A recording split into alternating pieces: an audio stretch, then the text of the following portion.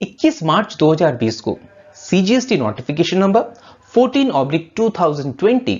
Issue किया गया था, जिसके तहत कोई भी ऐसा रजिस्टर्ड पर्सन जिसका टर्नओवर 500 करोड़ रुपए से ज्यादा होगा, तो ऐसे रजिस्टर्ड पर्सन्स अगर कोई भी इनवॉइस अनरजिस्टर्ड पर्सन्स को इश्यू करेंगे तो उन पर क्यूआर कोड मेंशन करना कंपलसरी होगा। जहां तक टर्नओवर का सवाल है, 2017-18 से शुरू होते हुए किसी भी प्रीसीडिंग फाइनेंशियल ईयर में अगर आपका टर्नओवर 500 करोड़ रुपए से ऊपर है और आप किसी अनरजिस्टर्ड पर्सन को इनवॉइस इशू करते हैं, तो आपको क्यूआर कोड मेंशन करना कंपलसरी होगा। इस क्यूआर कोड में अनेक तरीके की पैरामीटर्स, अनेक तरीके की डिटेल्स कैप्चर की जाएगी, जैसे कि सप्लायर का जीएसटीएन नंबर, सप्लायर का यूपीआई आईडी, पेई का बैंक अकाउंट नंबर और IFSC code, invoice number, invoice date, total invoice value, पूरा संपूर्ण जीएसटी का ब्रेकअप, जैसे कि सीजीएसटी कितना है, एसजीएसटी कितना होगा, आईजीएसटी कितना होगा, सेस कितना होगा। इसके अलावा जो डायनेमिक क्यूआर कोड है उसको ऐसा होना पड़ेगा कि अगर उसको स्कैन किया जाए तो तुरंत बायर यानी कि रिसिपेंट डिजिटली पे भी कर सकेगा। जब नोटिफिकेशन नंबर 14/2020 इशू किया गया था, तो इसके अंदर डेट ऑफ एप्लीकेबिलिटी दी गई थी 1 अक्टूबर 2020, लेकिन इसके बाद 71/2020 नोटिफिकेशन के द्वारा इस डेट को फिर से एक्सटेंड किया गया और फिर से एक डेट दी गई 1 दिसंबर 2020। अब फिर से एक नोटिफिकेशन नंबर 89/2020 इशू किया गया, जिसके तहत यह बताया गया कि अगर आप 1 दिसंबर 2020 से लेकर 31 मार्च 2021 तक क्यूआर कोड अप्लाई नहीं भी करते हैं, तब भी आपकी इस केस के अंदर पेनल्टी नहीं लगेगी, यानी कि इस सिचुएशन के अंदर पेनल्टी वेव कर दी गई है। लेकिन साथ ही साथ एक कंडीशन दी गई है, और वह कंडीशन यह है कि आपको हर हाल में 1 अप्रैल 2021 से क्यूआर कोड यानी कि डायनेमिक क्यूआर कोड की रिक्वायरमेंट्स को कंप्लाई करना होगा। कुछ ऐसे टैक्स पेयर्स भी होंगे जिनको डायनेमिक क्यूआर कोड इनवॉइसेस के ऊपर मेंशन करना कंपलसरी नहीं होगा। अगर हम फाइनेंस सेक्टर की बात करें तो insurance companies, banking companies, financial institutions और एनबीएफसीज, ये सारे फाइनेंस रिलेटेड जो ऑर्गेनाइजेशंस हैं, इनको क्यूआर कोड मेंशन करना कंपलसरी नहीं होगा। इसके अलावा कोई गुड्स ट्रांसपोर्टेशन एजेंसी है जो कि transportation of goods by roads in a goods carriage, इसके संबंध में अगर कोई सर्विसेज प्रोवाइड करती है, सप्लाई करती है, तो ऐसे सिचुएशंस के अंदर भी क्यूआर कोड मेंशन करना कंपलसरी नहीं होगा। साथ ही अगर कोई ऐसा सप्लायर है जो पैसेंजर्स को एक जगह से दूसरा जगह पर ट्रांसपोर्ट करता हो, यानी कि पैसेंजर ट्रांसपोर्ट सर्विस अगर प्रोवाइड करता है, तो ऐसे सिचुएशन के अंदर भी क्यूआर कोड की एप्लीकेबिलिटी नहीं होगी। साथ ही कोई ऐसा सप्लायर है जो admission to exhibition of cinematograph in films in multiplex screens, अगर ये सर्विसेज प्रोवाइड करता है, तो ऐसे सिचुएशंस के अंदर भी क्यूआर कोड इनवॉइसेस पर मेंशन करना कंपलसरी नहीं होगा। कोई ऐसा रजिस्टर्ड पर्सन है जो कि OIDAR सप्लाईज प्रोवाइड करता हो। OIDAR का मतलब online information and data access retrieval services, अगर ये सर्विसेज कोई भी टैक्स पेयर प्रोवाइड करता है और ऐसा रजिस्टर्ड पर्सन आईजीएसटी एक्ट 2017 के सेक्शन 14 के तहत ऑलरेडी रजिस्टर्ड है, और ऐसा व्यक्ति अगर किसी अनरजिस्टर्ड पर्सन को इनवॉइस सप्लाई करता है, तो ऐसे व्यक्ति को भी, ऐसे रजिस्टर्ड पर्सन को भी क्यूआर कोड मेंशन करना कंपलसरी नहीं होगा।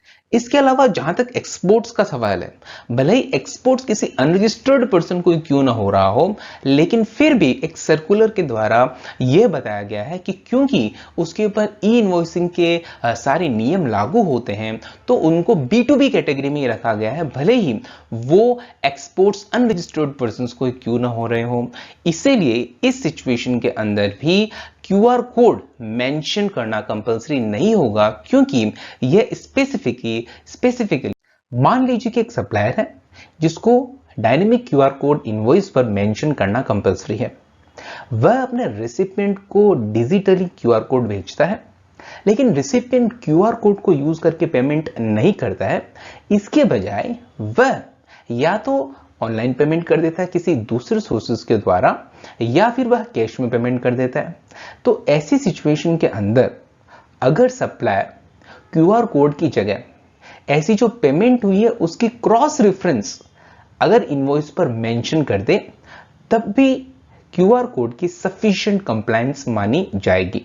जहां तक क्रॉस रेफरेंस का सवाल है, इसको समझने के लिए हम पेमेंट्स को दो कैटेगरीज में बांट देते हैं। पहली कैटेगरी है कि जब रेसिपिएंट है क्यूआर कोड को यूज करे बगैर ऑनलाइन पेमेंट करता है, या फिर जो रेसिपिएंट है वह कैश पेमेंट करता है। अगर रेसिपिएंट ऑनलाइन पेमेंट करता है क्यूआर कोड को यूज करे बगैर, तो जो सप्लायर है उसको अपने इनवॉइस के अंदर इस तरीके की क्रॉस रेफरेंस मेंशन करनी पड़ेगी, जिसके अंदर वह transaction ID, date of the payment, time, amount of payment, mode of payment जैसे कि UPI, credit card, debit card, online banking, ये सारी डिटेल्स क्यूआर कोड की जगह इनवॉइस में मेंशन कर देगा। अगर वह ऐसा करता है तब भी इसको क्यूआर कोड की ही सफिशिएंट कंप्लायंस मानी जाएगी। और दूसरी सिचुएशन के अंदर अगर रेसिपिएंट कैश में पे करता है तो कितनी अमाउंट कैश में पे की गई है और कितनी तारीख को पे की गई है, अगर इस चीज को भी इनवॉइस के अंदर मेंशन कर दिया जाए,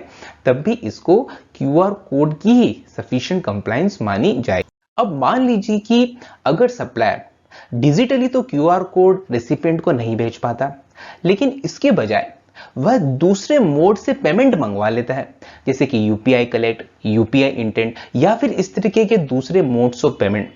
जिसके अंदर क्यूआर कोड तो डिजिटली डिस्प्ले नहीं होता है, लेकिन इंपॉर्टेंट ट्रांजैक्शन की इंफॉर्मेशन जैसे कि मर्चेंट की डिटेल्स, ट्रांजैक्शन की डिटेल्स, ये सब डिस्प्ले होती है और कैप्चर होती है ऐसे ट्रांजैक्शंस में। तो ऐसे सिचुएशन के अंदर भी जो पेमेंट की क्रॉस रेफरेंसेस है, यानी कि ये सारी इंफॉर्मेशन अगर इनवॉइस के अंदर मेंशन कर दी जाए, तो इसको भी क्यूआर कोड मेंशन करने की सफिशिएंट कंप्लायंस मानी जाएगी, यानी कि ये मान लिया जाएगा, it will be deemed as a compliance of mentioning the QR. लेकिन जो क्रॉस रेफरेंसेस देने की जो फैसिलिटी दी गई है, ये सिर्फ प्रीपेड ट्रांजैक्शंस के अंदर ही मिलेगी, यानी कि ऐसे ट्रांजैक्शंस जिसके अंदर पेमेंट इनवॉइस इशू करने से पहले ही मिल गई हो। लेकिन अगर पेमेंट इनवॉइस इशू होने के बाद मिल रही हो, तो ऐसे सिचुएशन के अंदर आपको डायनेमिक क्यूआर कोड इनवॉइस पर मेंशन करना कंपलसरी होगा, अगर आप इसके लिए एप्लीकेबल हो। मान लीजिए कि एक ऐसा सप्लायर है जो कि ई कॉमर्स ऑपरेटर के थ्रू सप्लाई करता है। जहां तक ई कॉमर्स ऑपरेटर का सवाल है, वह तो अपने डायनेमिक क्यूआर कोड की जो भी रिक्वायरमेंट्स है उनको कंप्लाई करता है, लेकिन यहां पे प्रश्न ये उठता है, क्या हर वो सप्लायर जो ई कॉमर्स ऑपरेटर के थ्रू सप्लाई करता है और जिसके ऊपर डायनेमिक क्यूआर कोड की रिक्वायरमेंट्स फॉल होती है, तो क्या हर सप्लायर को इंडिविजुअली भी क्यूआर कोड की रिक्वायरमेंट्स को कंप्लाई करना होगा क्या? तो उत्तर यहां पर यह है कि जी हां, ई कॉमर्स ऑपरेटर को तो अपने क्यूआर कोड की जो रिक्वायरमेंट्स है उसको कंप्लाई करना ही होगा। साथ ही साथ हर वो सप्लायर अगर वो इंडिविजुअली क्यूआर कोड की रिक्वायरमेंट्स के अंडर फॉल होता है, तो उसको भी इसकी रिक्वायरमेंट्स को फुलफिल करना होगा। अगर ऐसे सप्लायर्स को इनवॉइस इशू करने से पहले ही पेमेंट अगर प्राप्त हो गई है, तो पेमेंट यानी कि ट्रांजैक्शंस की जो भी क्रॉस रेफरेंसेस है उनको इनवॉइस पे अगर मेंशन कर दिया जाएगा, तो that will be deemed as a compliance of mentioning the QR code on the invoice. इस तरह हम यह कह सकते हैं कि अगर पेमेंट एडवांस में मिल गई हो किसी भी सप्लाई के संबंध में, तो ऐसी सिचुएशन के अंदर तो हम अगर सिर्फ क्रॉस रेफरेंसेस दें तो चल जाएगा, लेकिन अगर पेमेंट एडवांस में नहीं मिली हो, तो ऐसे सप्लाईज के केस में क्यूआर कोड मेंशन करना कंपलसरी होगा। अगर आपको ये वीडियो समझ में आया है तो लाइक कीजिए, शेयर कीजिए और सब्सक्राइब कीजिए। धन्यवाद।